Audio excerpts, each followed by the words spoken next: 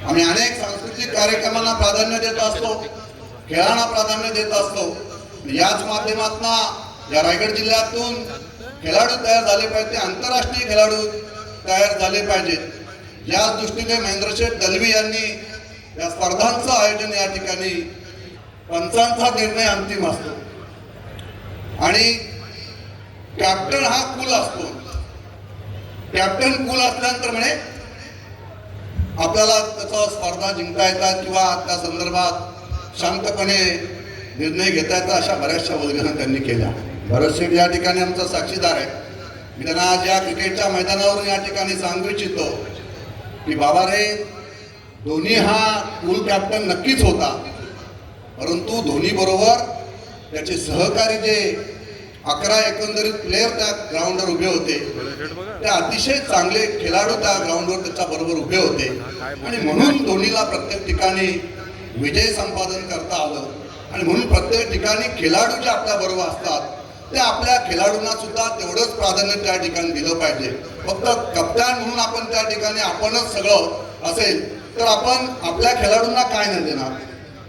आणि मी त्या नेत्यांना, खासदारांना या ठिकाणी सांगेल की बाबा, तुम्ही कप्तान व्हायला चाललात, तर मुलगी पण माझीच खेळाडू, पोरगाही माझाच खेळाडू आणि सगळं मलाच पाहिजे रायगड जिल्ह्यात, तर असं का होणार नाही। आम्ही छत्रपती शिवाजी महाराजांचे मावळे आहोत, त्यामुळे क्रिकेट खेळाचं तू आम्हाला उदाहरण या ठिकाणी देऊ नकोस। पंचांनी निर्णय जरी दिलेला असेल तरी आज क्रिकेट हे पुढे गेलेलं आहे आणि थर्ड अंपर आलेला आहे। थर्ड अंपरनी तो निर्णय चुकीचा होता म्हणून आपण त्या ठिकाणी स्थगिती घेऊ शकलो, हे सुद्धा आपण त्या ठिकाणी विसरता कामा नये। आणि म्हणून आपण जे काय आहे ते स्वतःसाठी न करता आपण इतरांसाठी, आपल्या खेळाडूंना प्राधान्य दिलं पाहिजे। आपले सहकारी आहेत, त्यांनी आपल्याला कप्तान बनवलं म्हणून आपण केंद्रात गेलो, ह्या गोष्टीचा भान आपण त्या ठिकाणी ठेवायला हवा होता।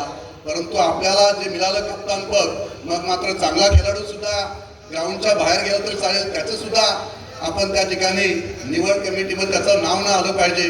अशा पद्धतीचं राजकारण जर आपण करायला गेलात तर आपण क्षणिक त्या ठिकाणी चूक घेऊ शकता, परंतु पुढील काळामध्ये मात्र या गोष्टीचे परिणाम आपल्याला वाईटच भोगायला येतील। आणि म्हणून मी या ठिकाणी सांगेन की छत्रपती शिवाजी महाराजांचा रायगड जिल्हा आहे। रायगड जिल्हा आपल्या सगळ्यांना इतिहास रायगड जिल्ह्याचा माहिती आहे।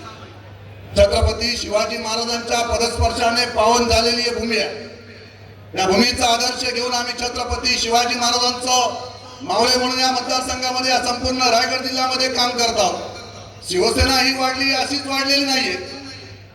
शिवसेनेने जो भगवा खांद्यावर घेतला तो संतांचा भगवा ध्वज वंदनीय बाळासाहेबांनी खांद्यावर घेतला आणि बाळासाहेबांचा भगवा, शिवसेनेचा भगवा ध्वज आम्ही रायगडच्या तिन्ही मावल्यांनी खांद्यावर घेतला।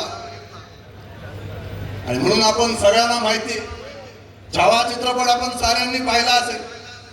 संभाजी महाराजांचे झालेले आपण त्या ठिकाणी जे काय औरंगजेबाने संभाजी महाराजांच्या बाबतीत जे कृत्य केलं तेही आजच्या युवकांना स्फूर्ती देणार आहे। आणि म्हणून छत्रपती शिवाजी महाराजांनी रायगड जिल्ह्याच्या या भूमीमध्ये जे कार्य उभं केलेलं होतं, हे कार्य संपूर्ण रायगड जिल्ह्यासाठी नव्हे, महाराष्ट्रासाठी नव्हे, देशासाठी नव्हे, तर जगभरातील असणाऱ्या राष्ट्रांनी छत्रपती शिवाजी महाराजांचा आदर्श घेतलेला आहे। आणि म्हणून संतांनी जी उपाधी दिलेली आहे की या भूमंडलाचे ठाई धर्मरक्षी ऐसा नाही, महाराष्ट्र धर्म हिंदू धर्म राहिला काही तुम्हा कारणे। आज या राज्यामध्ये, या देशामध्ये या हिंदू धर्म राहिला असेल तो फक्त आणि फक्त छत्रपती शिवाजी महाराजांमुळे राहिलेला होता।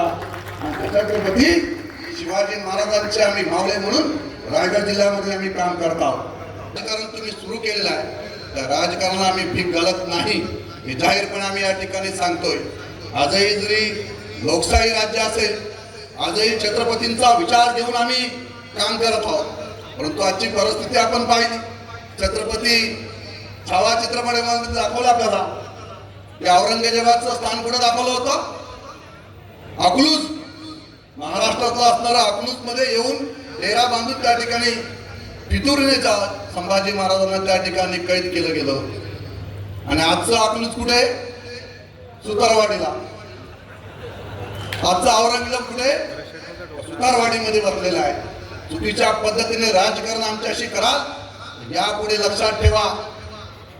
कर्जत मतदारसंघ लढलोय, पुढच्या वेळेला भरत शेठ साहेबांनी आशीर्वाद दिला तर रायगड मध्ये येऊन त्या ठिकाणी रायगडची लोकसभा लढवण्याची तयारी आम्ही त्या ठिकाणी ठेवू. मग मात्र तुम्हाला आम्ही दाखवून देऊ की ज्या आमदारांमुळे तुम्हाला रायगडचं खासदार म्हणून होता आलं, यापुढे ग्रामपंचायत सदस्य सुद्धा होता येणार नाही याची तुम्ही जाणीव ठेवावी. कारण आम्ही छत्रपती शिवाजी महाराजांचे मावले आहोत. आम्ही प्रामाणिकपणे काम करतो, दिलेला शब्द पाळतो. गद्दारी आमच्या रक्तात नाही. परंतु तुम्ही पाठीत वार करण्याचा प्रयत्न कराल तर मात्र आम्ही समोरून वार करून, ज्यावेळेला समोरून वार करू त्यावेळेला तुमच्या लक्षात येईल की आमचा रायगडचा मावला भरत शेठ अजून या ठिकाणी प्रामाणिकपणे उभा आहे.